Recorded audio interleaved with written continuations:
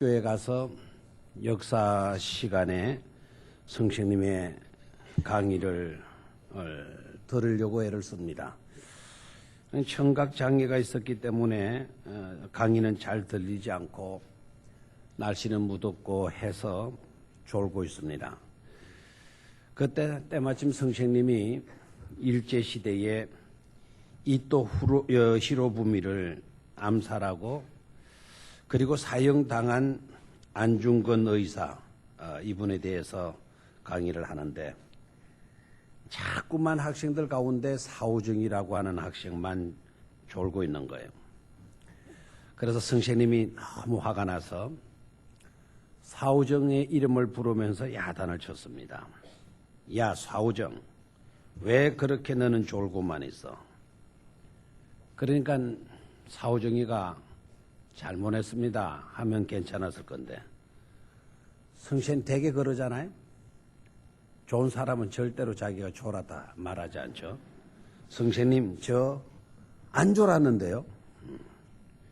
그래서 성신이 더 화가 났어요. 정말 안 졸았어? 예, 안 졸았어요. 그러니까 그러면 좋다. 안중근 의사는 누가 죽였냐? 그러니까 사오정이가 아주 당황한 기색을 짓더니 제가 안 죽였어요. 제가 안 죽였는데요. 그러는 거예요. 그래서 성신님이 그러면서도 안 졸았다고 그러니까 속이 터지는 것 아닙니까? 체벌 금지라고 하는 교장 성신님의 훈시가 있었기 때문에 속이 터지지만 때릴 수는 없고 너무 답답해서 사오정 부모를 모시고 오라고, 네 부모를 모시고 오라고.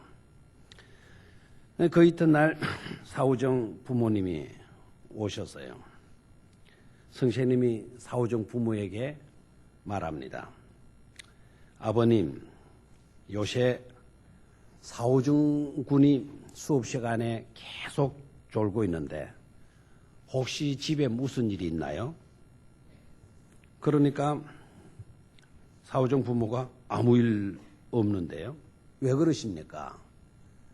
제가 사실 어저께 안중근 의사에 대해서 가르치는데 사오정이가 졸고 있었고 왜 졸느냐고 야단을 쳤더니 안 졸았다고 하길래 안중근 의사를 누가 죽였냐 하니까 자기가 안 죽였다고 이렇게 하도 우겨서 부모님을 오시게 한 겁니다.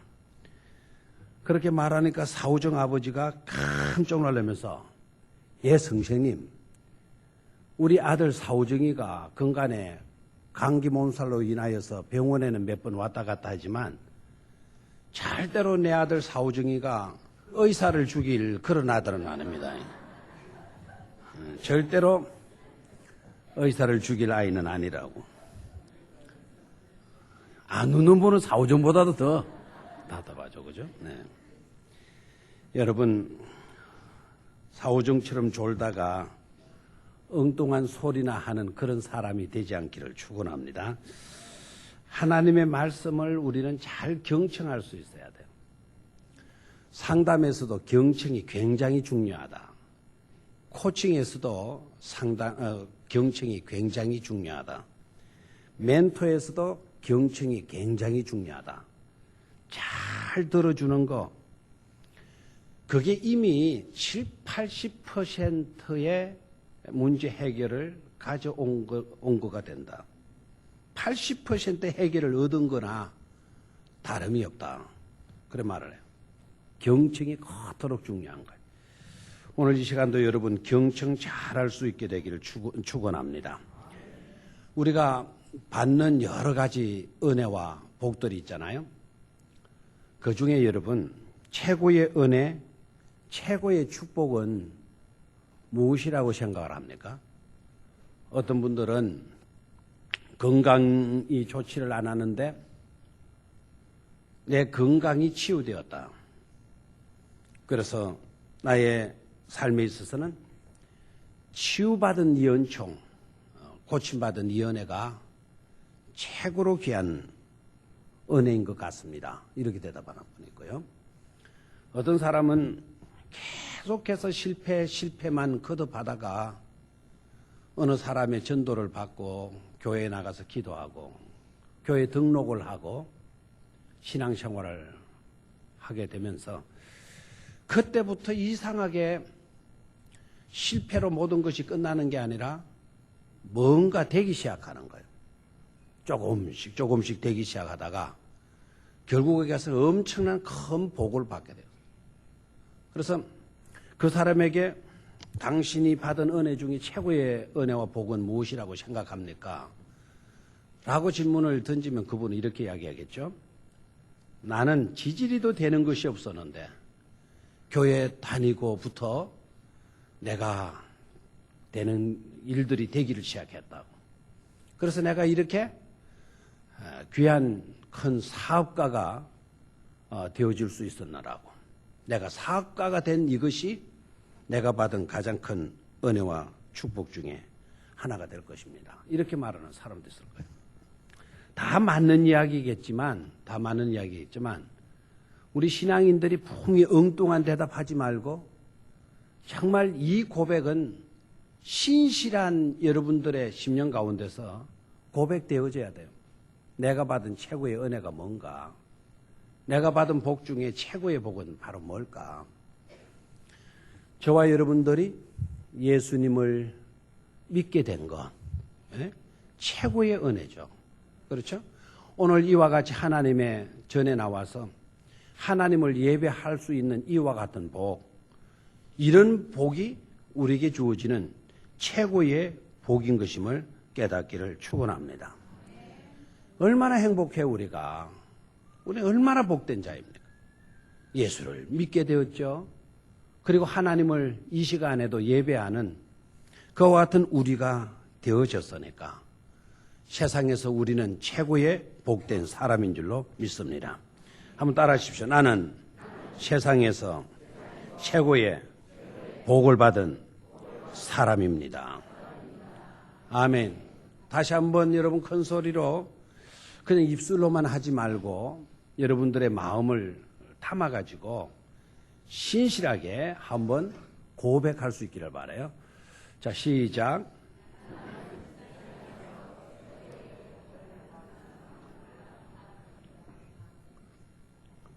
그 정도밖에 안 나와요? 다시 한번. 나는 세상에서 최고의 복을 받은 사람입니다.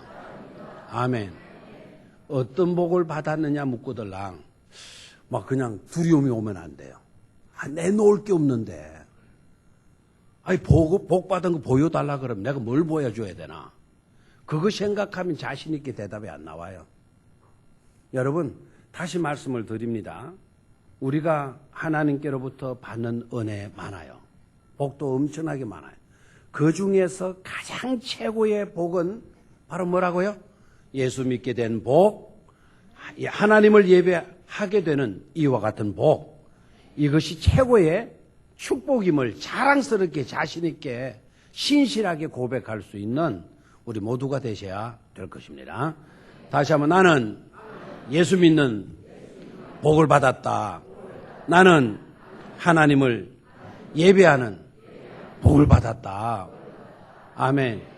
아직 예배하는 복, 하나님을 믿게 된 복, 이것이 그렇게 가치 있게 깨달아지지 않는다고 한다면 다른 거 다 제쳐두세요. 다른 다 제쳐주세요. 여러분, 다른 어떤 복을 받았다 하더라도 예수 믿는 복 못 받으면 헛방입니다.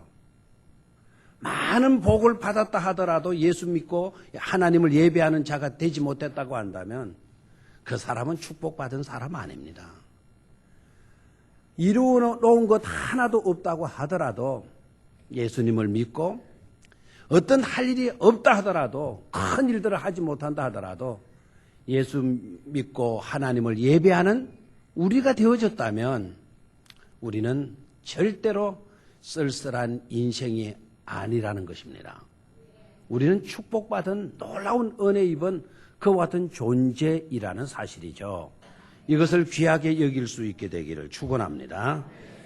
자, 그러면 사막의 떨기나무, 물가의 신기진 나무라는 제목으로 말씀을 나누겠는데 세 가지로 말씀을 정리를 하겠어요. 첫 번째는 저주받은 사람은 어떤 사람일까? 반면에 그렇다면 복 받은 사람은 어떤 사람일까? 자, 일단은 간략하게 저주받은 사람은 사막의 떨기나무 아니면 물가의 신기지나무, 사막의 떨기나무. 축복받은 사람은 사막의 떨기나무 아니면 물가의 신기지나무, 물가의 신기지나무. 자, 분명히 우리가 구분이 되잖아요. 그죠?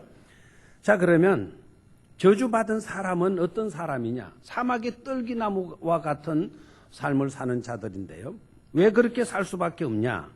그 이유가 있어요. 마음이 하나님에게서 떠나 있기 때문이다라는 거예요. 다시 한번 어떻게 됐다고요? 마음이 하나님에게서 떠나는 사람. 그 사람은 사막의 떨기나무가 되고 만다라는 거예요. 근데 마음이 하나님에게서 떠나지 않고 마음이 하나님께 늘 가 있다고 한다면 그 사람은 물가에 심기운 나무처럼 복받은 사람이 되어진다는 사실입니다. 여러분, 여러분의 마음은 지금 어디에 가 있습니까? 오늘 하나님의 전인 이 성전에 나와 있습니다. 옛날 우리 어르신들이 교회당이 별로 없어가지고 그냥 만들어진 그 속담이 있잖아요. 중이 연불에는 관심이 없고 마음이 없고 뭐면 가 있다? 제법만 가 있다. 그 중은 사이비 중이겠죠? 가짜배기 중이겠죠. 그죠? 콩밭에 비둘기가 나무에 앉아 있는데 마음은 어디에 가 있어요? 콩밭에 가 있어요. 여러분, 몸뚱아리는 이 교회당에 나와 있는데 지금 여러분의 마음은 어디에 가 있나요? 혹시 배고픈 사람은 집안의 냉장고 속을 들여다보고 있을까요, 지금? 마음으로. 자식이 멀리 외국에 나가 있는 그와 같은 상황에 있는 부모님들은 혹시 이 자리에 앉아 있는데도 외국에 나가 있는 자식을 그리워하고 자식에게 여러분의 마음이 가 있을 수도 있습니다. 우리의 마음이 어디에 가 있냐, 이게. 우리의 마음이 하나님에게서 떠나 있어요? 하나님에게서 떠나 있어요. 마음이 하나님에게서 떠나 있다고 한다면 그 마음은 어디에 가 있을까요? 세상에, 사람에 가 있겠죠. 그죠? 세상에, 사람에. 이런 사람들은 복받은 사람, 저주받은 사람. 이런 마음 관리를 정말 잘하셔야 돼요. 무슨 일이 있다 하더라도 그 마음만큼은 하나님에게서 떠나지 않고 있는 사람. 그런 사람은 어떤 사람이다? 복 있는 사람이다. 물가에 심기운 나무와 같은 사람이다라는 거예요. 여러분, 마음 관리를 잘 하실 수 있게 되기를 축원합니다. 어떤 일이 있다 하더라도 우리의 마음은 어디에 가 있어야 된다? 어디에 가 있어야 된다? 하나님에게 가 있어야 된다. 예. 제가 성경을 다는 파악하지는 못해요.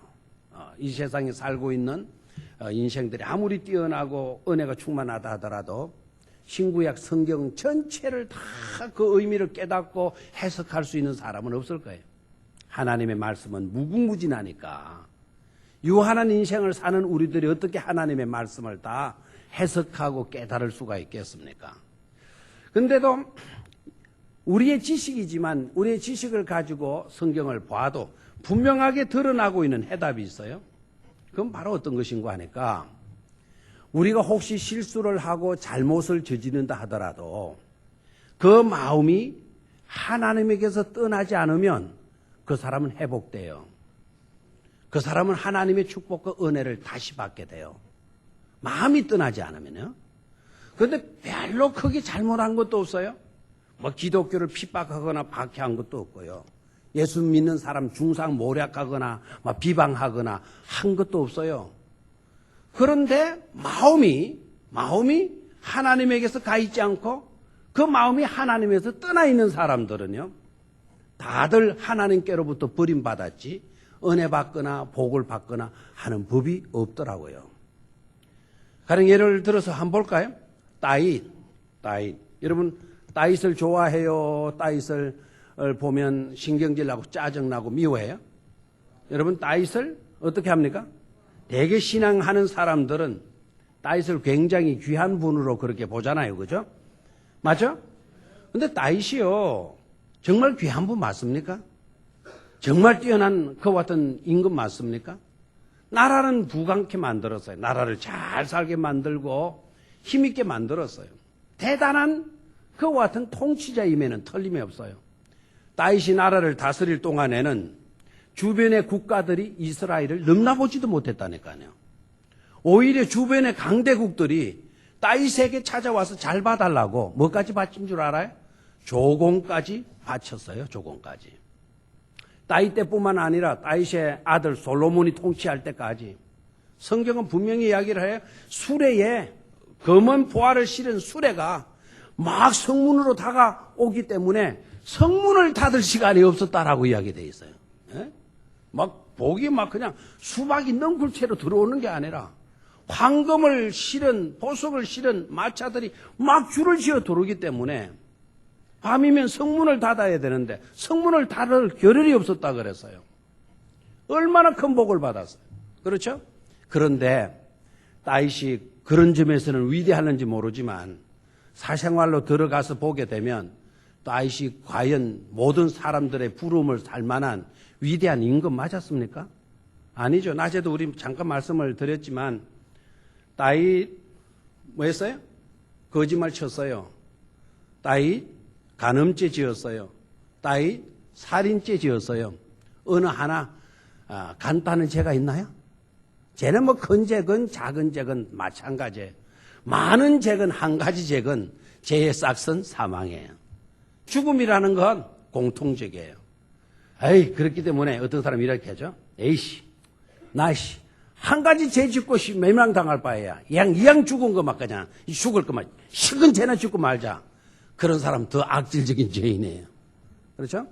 많고 적고가 떠나서 큰 죄냐 작은 죄를 떠나서 죄의 싹은 뭐라고요? 사망이다. 사망이다. 근데 우리가 거짓말죄, 살인죄, 그 다음에 간음죄 10계명 중에 5계명에서 10계명까지 인간 삶에 관한 그 룰이라고 한다면 계명이라 한다면 규율이라고 한다면 6개 중에 이미 몇 개를 범한 겁니까? 3개를 절반이나 범한 것 아닙니까? 심각한 죄인이에요. 심각한 잘못된 사람이에요.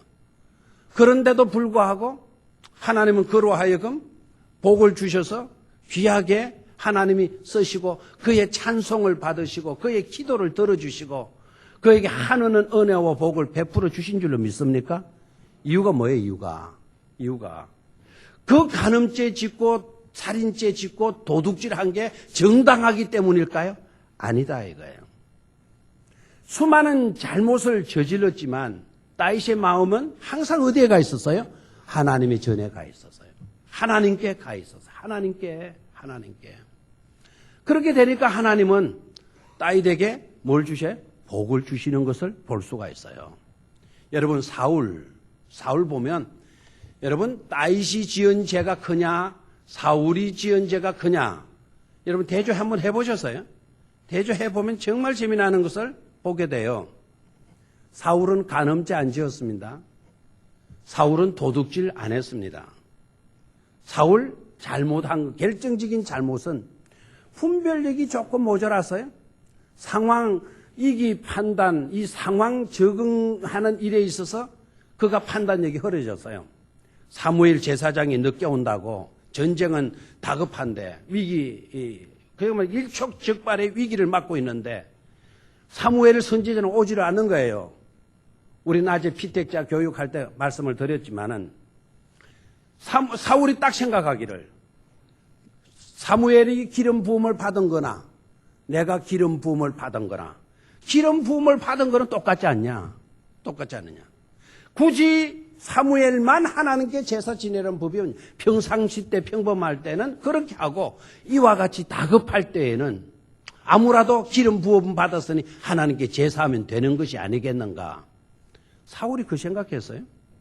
그리고는 상황이 급하니까 아주 급하니까 그냥 자기가 제사를 드렸단 말이에요. 여러분 사무엘이가 딱 와서 보니까 왕이 뭘 하고 있나요? 제사를 드리고 있거든요. 그때 사무엘이 유명한 말을 하죠. 왕이여 왜 이런 짓을 하십니까?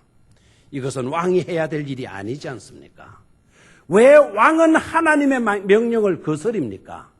순종이 제사보다 낫다라는 거 왕이 모르셨습니까? 당신이 하나님을 버렸기 때문에 하나님도 당신을 버리시고 말 것입니다 라고 말을 해요. 그것 하나 잘못했어요. 그것 하나. 물론 뭐 쉬게 해서 다윗을 죽이려고 했던 그와 같은 일도 있었지만 결정적인 것은 분별력의 부족이었어요. 다윗처럼 그런 죄를 짓지 않았어요. 그런데 다윗은 하나님께로부터 오히려 복을 받아요. 용서함 받고 하나님께로부터 끊임없는 은혜와 복을 누리게 돼요. 사울은 그 순간을 한 방에 끝나고 말아요. 비참하게 되고 말잖아요. 막 해도 안 되니까 답답하니까 막 무당을 찾아가 가지고는 무당한테 막 자기가 어떻게 좀 잘 되기를 바라고 있잖아요. 몸부림을 치고 있는 것이죠. 중요한 문제를 여러분 오늘 깨달으셔야 돼요. 절대로 우리의 마음이 하나님에게서만 해서는 안 된다. 떠나서는 안 된다. 아멘입니까? 절대로 우리의 마음이 누구에게서 떠나서는 안 된다. 하나님에게서 떠나서는 안 된다라는 거예요. 떠나서는. 오늘 이것을 분명히 할 수 있게 되기를 축원합니다. 비록 여러분 명절 때 시골에 가가지고 집안 식구들끼리 하투 갖고 이렇게 논다 하더라도, 뭐 땡이다 쌓고 뭐 땡은 무엇이 모르겠어요. 하여튼 그 있잖아요. 왜 그 피죽이다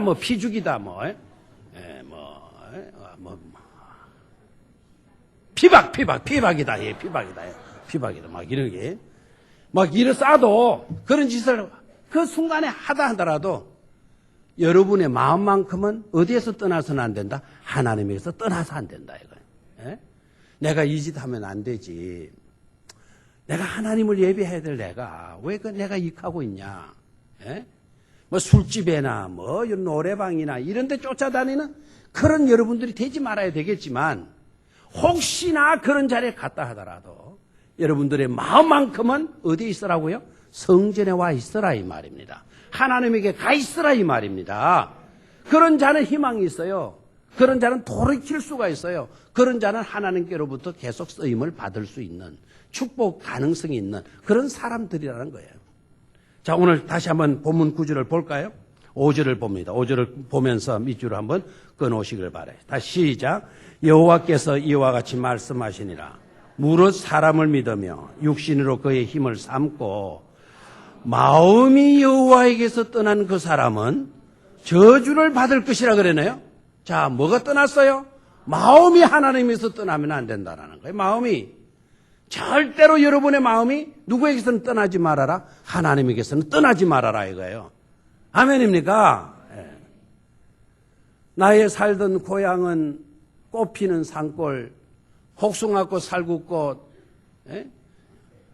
아기 진달래. 좋아요. 우리의 마음이 늘 고향에 가 있잖아요. 멀리 외국에 나가봐요. 외국 생활이 막 긴장되고 하지만 우리의 마음은 항상 고향, 항상 우리 교회에 와 있어요. 우리 교회.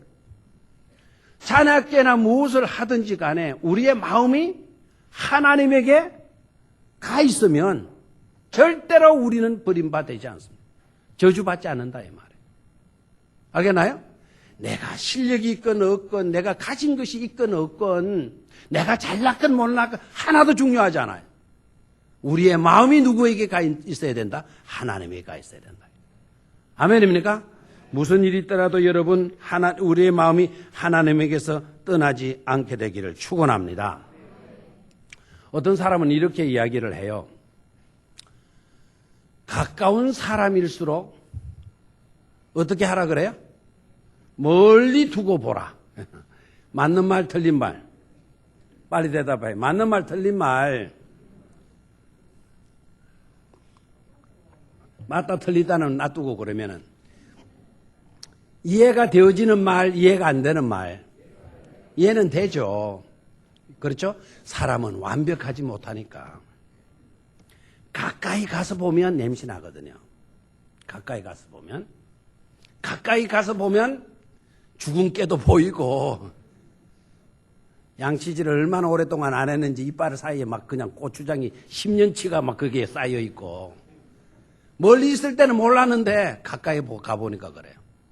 그렇죠? 그래서 멀리 두고 봐라. 근데 그거는 뭔가 좀 아쉽잖아요. 왜 좋은 사람을 멀리 두고 봐야 되나요? 친한 사람을 왜 멀리 두고 봐야 돼요? 그러니까 어떻게 보게 되면 너무 쉽게 일상적인 것을 받아들이고자 하는, 살고자 하는 그런 생각들 때문에 아닌가 생각해. 가까이 가서 보면 흠이 있으니까. 아유, 흠이 있네. 아유, 내 몰랐는데, 연애할 줄 몰랐는데, 아이고, 디비지 않은데만, 코 골아가지고 이 못 살겠네, 이 코를 갈아. 여러분, 코 많이 고는 것도 이혼의 사유가 되어집니다. 코 많이 고는 사람 조심하셔야 돼요. 이혼 소송 당할 수가 있다라는 사실에. 뭐 옛날에는 그 코 고는 거 어떻게 알았겠어요? 결혼해서 같이 자다 보니 너무 코가 심하게 고네. 몰랐잖아요. 그래서 멀리 두고 봐야 되는데, 자, 그렇게 우리의 삶이 가능할까요? 여러분, 우리는 기독교 정신을 가지고 살아야 될 사람들 아닙니까? 그렇죠? 사랑하는 사람을 멀리 두고 볼 것이 아니라 가까이 두고 보되, 사람은 완벽한 사람이 있다 없다? 없다. 부족한 것이 드러나면 내가 뭐 해주고 채워주고, 나보다 뛰어난 점이 있으면 내가 그것을 받아들이고. 맞습니까? 이빨에 고추장이 10년째 쌓여 있었다 그러면은 칫솔 하나, 좋은 것 하나 사다 드려서 닦게 만들고. 맞죠? 코를 심하게 고는 사람이 있거든. 그래서 안 되겠어 이러지 말고, 그렇죠? 그 코 소리가 백고동 소리로 들릴 수 있도록 여러분들의 마음을 넓히시는 게 좋지 않겠어요? 어떤 결혼을 앞둔 아들이 아버지에게 물었어요. 아버지, 부부는 적당한 거리를 두어야 편히 살 수 있다고 하던데요. 그 말을 들은 아버지가 고개를 끄덕이면서 대답을 했습니다. 그렇지. 나도 엄마와 적당한 거리를 두고 살고 있지 않냐. 아들이 묻습니다. 그럼 적당한 거리란 구체적으로 뭔가요? 그 적당한 거리를 두고 살아야 된다고 했는데 그 적당한 거리라는 게 그게 어떤 건가요? 그 질문을 받은 아버지는 대답하기에 앞서서 주위를 살펴보는 거예요. 왜 주위를 살펴보는가 하니까 자기 아내가 있을까 봐. 그러나 주위를 살펴보니까 아내가 때마침 없어요. 그래서 아내가 없는 것을 확인하고는 아버지가 아들에게 이렇게 대답을 하는 겁니다. 그 적당한 거리란 네 엄마가 때리려고 할 때 피할 수 있는 거리. 그 피할 수 있는 거리가 어떤 거리다? 적당한 거리다라고 했대요. 여러분, 여자가 요새 무섭잖아요. 그냥 올라오게 되면 싹 오더라도 싹 피할 수 있는 그 거리가 적당한 거리라고 하는 아버지가 말을 해준 거예요. 자식이 그 말을 듣고 알았다고 고개를 또 끄덕이네요. 사오정 부모보다 더한 가정이에요, 사실은. 여러분, 우리는 적당한 거리가 피할 수 있는 그런 거리라기보다는 가까이 하되 상대방의 그 약점과 부족함들을 수용할 줄 아는 그런 능력을 키우는 일이 중요한 줄로 믿습니다. 수용할 수 있는 그런 마음 얼마나 좋아요. 자, 다시 한번 첫 번째 요소 말씀을 드립니다. 우리는 하나님에게 있어서 우리의 마음이 떠나서는 된다, 안 된다? 떠나지 말아야 된다. 항상 우리의 마음은 어디에 가 있어야 된다? 하나님에게 가 있어야 된다 하는 것이죠. 왜 그런 줄 아시죠? 하나님은 만복의 근원이신 줄로 믿습니까? 온갖 좋은 것들이 누구에서 나와요? 하나님에게서 나와요. 하나님은 빛이십니다. 하나님께 우리의 마음이 가 있으면 답답하고 암울한 일을 당한다 하더라도 우리의 마음은 하나님께 가 있었기 때문에 하나님의 그 빛으로 우리의 심령은 밝아지게 되어질 줄로 믿습니다. 항상 하나님께 마음을 두고 살 수 있는 축복된 성도들이 되시기를 주의 이름으로 축원합니다. 자, 두 번째로 7절로 내려가서 봅니다. 7절. 같이 읽습니다. 시작. 그러나 무릇 여호와를 의지하며 여호와를 의뢰하는 그 사람은 복을 받을 것이라 그랬네요. 자, 우리의 마음이 누구께 가 있고 하나님께 가 있고 절대로 마음이 하나님에게서는 떠나서 안 된다. 혹시 우리가 부족하고 하더라도 마음만큼은 하나님에게 가 있어야 된다. 혹시 우리가 실수하고 실패하고 하더라도 그렇다고 하나님에게서 여러분의 마음이 떠나서는 안 되고 그럴수록 우리의 마음은 누구께 가 있어야 된다? 하나님께 가 있어야 된다. 두 번째로는요. 여호와를 의지하며 여호와를 의뢰하는 그 사람은 뭘 받을 것이다? 복을 받을 것이다. 어떤 사람이 복을 받게 돼 물가의 신규 나무가 돼요? 하나님을 의뢰하고 의지하는 사람. 자, 그럼 여기에서 의지한다, 의뢰한다라고 하는 단어가 조금 다르게 표현되어져 있어요. 여러분 아셔야 합니다. 의지하고 의뢰한다라고 하는 이 말은 동의어입니다. 같은 뜻을 가지고 있는 단어입니다. 히브리어에서는 강조할 수 있는 단어가 없다 그랬죠. 히브리어에서는 감탄형의 단어가 없다 그래요. 그런 감탄 막 굉장히 좋아가지고는 막 이런 감탄의 말이 있어야 되는데 그런 말이 없어요. 그럼 어떻게 하냐? 역설체를 쓰는 거예요. 단어를 반복하는 거예요. 단어를 반복하는 거. 의뢰하고 의지하고 히브리어는 똑같아요. 이 말은 참말로 하나님을 뭐 하는 거다? 의지하는 거다. 아멘입니까? 그러니까 우리가 참말로 하나님을 의지하게 되어지면 그런 사람은 뭘 받을 것이다? 복을 받을 것이다. 말씀한 거예요. 아멘입니까?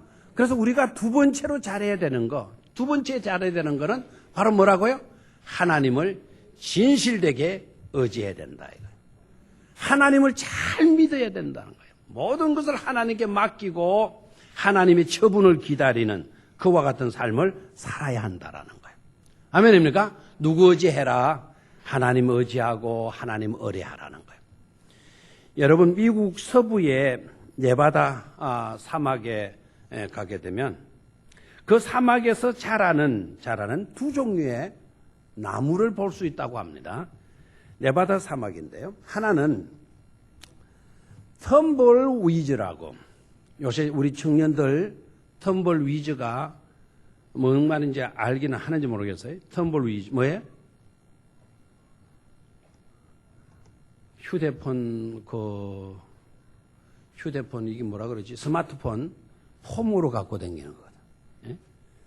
모르면 빨리 텀블위즈를 한번 찾아봐야죠. THUMBLEWEEDS 텀블위즈다라고 하는 거는 요새 영화 이름이더라고요. 영화. 아주 유명한 영화더라고요. 텔레비전에도 방송이 된다고 그러고. 텀블위즈인데 이거는 영화를 말하는 게 아니고 식물을 의미해요. 이 위즈라고 하는 건 잡초거든, 잡초. WDS는 잡초. 텀블이라고 하는 이거는 여러분 우리 시골에서 그냥 운동회 할 때 그냥 매트 깔아놓고 탁 구르는 거를 뭐라 그래요? 덤블링 한다. 그 덤블링. 구르는 거죠, 구르는 거. 이 텀블위즈라고 하는 이 식물은 뿌리를 한 곳에 깊이 내리는 식물이 아니고 그냥 석기만 있으면 뿌리를 내리고 석기 없으면 옹골을 뒀다가 발길에 차이면 저쪽으로 옮겨지고 저쪽에 옮겨졌다가 거기서 뿌리를 내려서 사는 그런 식물을 텀블위즈라고 그런대요. 우리나라로 말하면 텀블이라는 걸 찾아보니까 비름 있죠, 비름 나물 해먹는 거 있잖아요. 비름 그게 뿌리가 깊게 들어갑니까? 아니죠. 비름 안 봤어요? 뿌리가 깊을 때 고막 캐듯이 우리가 캡니까? 아니잖아요. 그런데 그것이 막 번져나가죠. 마디마다 뭐가 나와요? 솜털 같은 뿌리가 나오잖아요. 그렇게 살아가는 잡초가 있다라는 거예요. 또 하나의 식물은 뭔가 하니까 요수아 출이라고 해서 요수아가 뭐죠? 조수아 또는 요수아, 여호수아 나무라는 게 있대요. 여호수아 나무.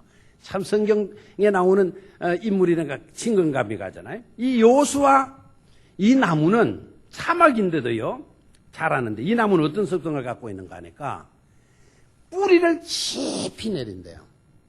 그리고 물리는 근처에 가서는 뿌리를 옆으로 쫙 뻗쳐나간대요.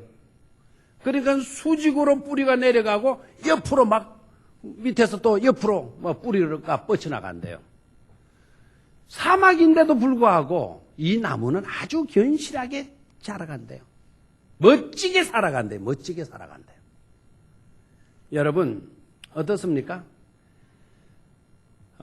비름과 같은 덤벌 위주로 살아가겠습니까? 아니면 요수와 나무처럼 뿌리를 깊이 내리고 흔들림 없는 그런 삶을 살 것입니까?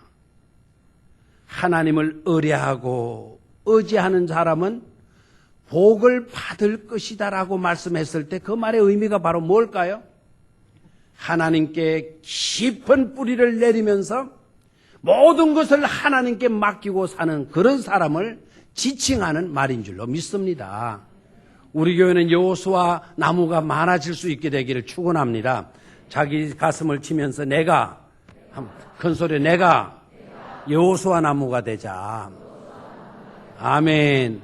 나라가 험난하가 하더라도 세상이 정말 말세가 되어진 것 같은 처치의 기근이 일어나고 전쟁이 일어나고 암살이 일어나고 테러가 일어나는 이와 같은 세상일수록 저와 여러분들은 하나님께 깊이 뿌리를 내리는 하나님을 의뢰하고 의지하는 진정한 믿음의 삶을 살아드릴 수 있어야 될 줄로 믿습니다. 마지막 세 번째로 8절로 내려갔습니다. 8절 시작. 그는 물가에 심어진 나무가 그 뿌리를 강변에 뻗치고 더위가 올지라도 두려워하지 아니하면 그 잎이 청청하여 가무는 해에도 걱정이 없고 결실이 거치지 아니함 같으리라. 아멘. 아멘. 자, 여기에서 우리가 봐야 될 것 두 가지죠. 하나는 심어진 나무가 해서 심어진이라는 단어 밑에 여러분 볼펜 산 거 있죠? 형광펜으로 한번 줄을 딱 꺼놓으세요. 심어진 나무. 그는 물가에 뭐 해진 나무? 심어진 나무. 자, 저를 봐요. 심어졌다라는 것하고 자생했다라고 하는 것은 다르죠. 자생은 심지 않았는데도 그 자리에서 난 것을 자생 식물이라 이렇게 이야기를 해요. 근데 스스로 난 것이 아니고 누군가가 거기에 갖다 심어서 그곳에 그 나무가 자라고 있다면 그것은 어떤 나무가 되죠? 심겨진 나무예요. 그런데 여기에서 중요한 거는 자생나무라 그랬어요? 심겨진 나무라 그랬어요? 심겨진 나무. 그 물가에 누군가가 심으셨다라는 거예요. 누군가가 심었기 때문에 심겨진 나무가 됐다라는 거예요. 누구를 가리킬까요? 저와 여러분들을 가리키고 있는 줄로 믿습니다. 물가는 어떤 걸까요? 물가로 나오너라 내 곁에 서라. 내가 네 눈물 다 이해하고 닦아주신다고요. 물가로 나오라는 찬송 아시죠?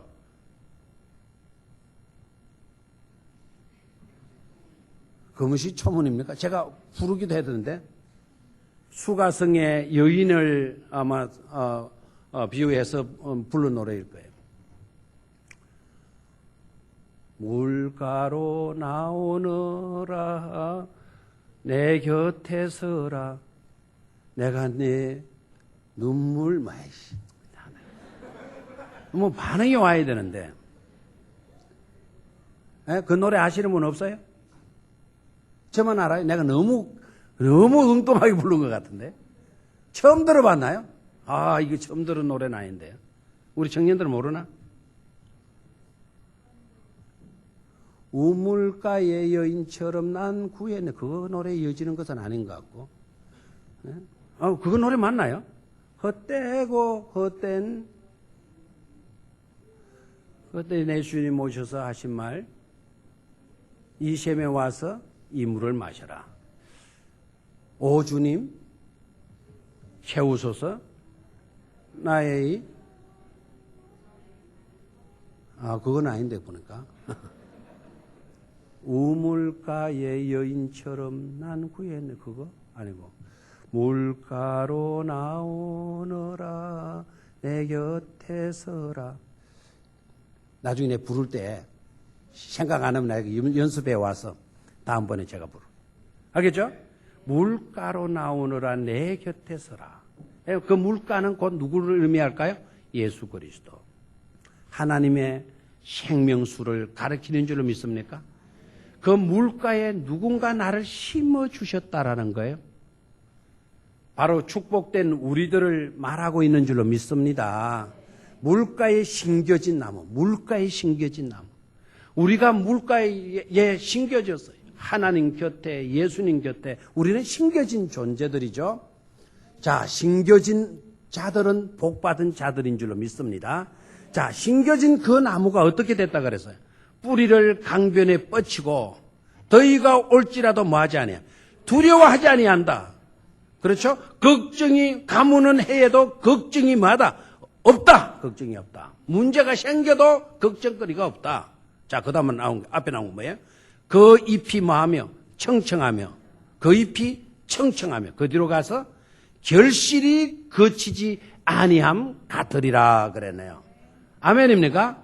뭐가 맺힌다는 거죠? 푸른 잎사귀가 되고 그 다음에 열매가 맺혀진다라는 거예요. 열매가. 자, 여러분 생각해 보십시오. 자, 푸른 잎사귀가 무성해져서요. 척박한 땅에, 가물음의 땅에, 더운 땅에 이파리가 무성해 되어진 것만 해도 누군가 길선들에게 그늘을 제공해 주니까 참된 쉼터를 주니까 좋아요, 안 좋아요? 좋죠. 그 다음에 열매가 맺혀진다 그랬어요. 여러분 생각해 보십시오. 나무가 열매를 맺는다라는 것은 자기 종족 보존을 위한 하나님의 섭리예요. 그렇죠? 그러나 그 열매를 맺음으로써 사실 그 열매는 주로 대다수 누가 먹죠? 사람이 먹고요. 들새들이 먹어요. 짐승들이 나가서 먹어요. 그래서 식물이 열매를 맺는다라는 것은 자기의 종족 보존의 의미도 있지만 식물이 열매를 맺는다라는 것은 누군가에게 그것을 제공해 주는 누군가에게 유익을 안겨주는 그런 일들이 되어진다 이 말입니다. 여기서 우리가 중요한 것을 깨달아요. 어떤 사람이 물가에 심기운 나무처럼의 복받은 삶이 되어지느냐? 하나님께로부터 은혜 있고 하나님께로부터 축복을 받고서는 그 축복을 가지고 많은 사람들에게 유익을 주고 힘을 줄 수 있는 그런 사람이 어떤 사람이다? 복 있는 사람이다 하는 거예요. 다 같이 한번 따라해. 축복에는 사명으로 이어져야 된다. 축복은 뭐로 이어져야 된다고요? 사명으로 이어져야 돼요. 축복이 축복으로 끝나면 안 돼요. 내가 받은 축복이 내가 받은 축복으로만 끝나면 그건 의미가 없어요. 내가 받은 축복은 뭐로 이어져야 돼요? 사명으로 이어져야 된다 이 말이에요. 내가 물가에 심겨진 나무가 되어졌다면 그 뿌리 깊게 내려서 영양분을 끌어올리고 잎사귀를 무성하게 만들고 그리고 열매를 맺게 되어지면 그 열매는 나만을 위한 열매가 되어지게 해서는 안 된다라는 거예요. 지나가는 사람들이요, 배고픈 사람들이요, 오셔서 이 열매를 따먹으시오. 나는 축복받은 사람으로 이 열매를 맺은 겁니다. 바로 여러분들을 위해서 맺었으니 오셔서 이 열매를 따먹으십시오. 그런 마음, 그런 자세가 되어져야 된다. 이 말입니다. 다시 한번 축복은 뭐로 이어져야 된다? 사명으로 이어져야 돼요. 사명으로. 우리 교회는 축복받은 성도들이 많이 나올 수 있게 되기를 축원합니다. 그러나 축복받는 것으로 끝나서는 안 되고 뭐로 이어져야 돼요? 사명으로 이어져라 이거예요. 사명으로. 물가에 심겨진 축복을 받았거든 열매 맺어서 수많은 사람들에게 그 열매를 제공해 주어라 이 말이에요. 배고픈 사람 열매 제공해 주고 공중에 나는 미물에게도 그 열매를 따먹을 수 있도록 우리가 그런 역할을 할 수 있어야 된다 이 말입니다. 이런 사람이 복 있는 사람이 되어지는 줄로 믿습니다. 자, 여러분 오늘 말씀의 제목이 뭐였습니까? 사막의 떨기나무, 물가에 심겨진 나무. 저는 오늘 말씀의 결론을 이렇게 맺고 싶습니다. 혹시 내가 사막의 떨기나무로 내가 놓여져 있다라고 하는 생각이 드는 자들도 있을 거예요. 나는 지금 현실적으로 물가에 심기운 나무이기보다는 사막의 떨기나무 같아. 내 삶이 진짜 그런 것 같아. 그런 생각이 드는 사람이 혹 이 자리에 있다고 한다면 오늘 이 말씀으로 여러분 꼭 깨달음을 가지고요. 생각을 달리하고 돌아가시기를 바라요. 물가에 심겨진 나무라 그랬어요. 그 나무는 그럼 어디서 왔을까요? 우리 주님이 거기에서 씨 뿌려가지고 파종한 나무를 가리켜서 심겨진 나무라 말하지 않겠죠? 그 나무가 어디서 왔겠어요? 저는 그 나무는 사막의 떨기나무였을 거다. 사막의 그 떨기나무를 뽑아서 물가에 심어 주신 것일 거다. 아멘입니까? 자, 물론 떨기나무, 사막의 떨기나무하고 물가에 심겨진 나무의 성질은 다를 수가 있어요. 떨기나무는 가시나무거든요. 씨띤 나무거든요. 저는 그런 의미에서 씨띤 나무를 말하고 있는 것이 아닙니다. 우리가 사막의 떨기나무처럼 너무나 미미하고 너무나 엉뚱한 삶, 너무나 비참한 삶을 살고 있던 우리들을 하나님은 뽑으셔서 예수님 곁에, 하나님 곁에 그 생명수가 흐르는 그 물가에 저와 여러분들을 심어 주신 줄로 믿습니다. 하나님은 우리를 옮겨주셔요. 제약된 곳에서 의로운 곳으로, 저주받은 곳에서 축복된 곳으로, 지옥에서 천국으로 하나님은 옮겨 심어주시는 분 아닙니까? 그런恩총이 우리들에게 주어지게 되어지는 줄로 믿습니다. 혹시나 사막에 떨기나무 같은 인생이 있다고 한다면 하나님 나를 뽑아서 물가에 심어주십시오. 그러면 저도 복 받고 복을 누리고 그 복이 사명으로 이어질 수 있도록 그런 은혜를 받고 살고 싶습니다. 그런 은혜를 우리에게 주시옵소서. 기도할 수 있기를 주의 이름으로 축원합니다. 기도합시다. 하나님 아버지,